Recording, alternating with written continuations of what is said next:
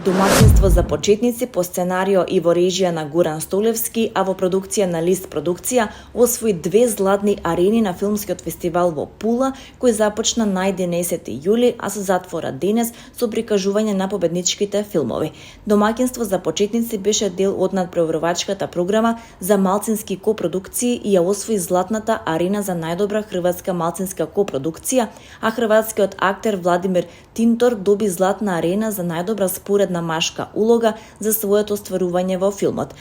Златните арени се 9-та и 10-та награда за домаќинство, кој досега е прикажан на повеќе од 70 фестивали ширум светот, а е дистрибуиран во кината во Америка, Австралија, Холандија, Хрватска, Полска и Македонија. Светската премиера на домаќинство за почетници се одржа во 2023 година на филмскиот фестивал во Венеција, а македонската премиера беше на отворањето на Интернационалниот фестивал на филмската камера Браќа Манаки. Филмот беше избран за македонски кандидат за наградата Оскар за најдобар документарен интернационален филм за 2023 година, а беше и дел од селекцијата за европските филмски награди, каде доби една номинација.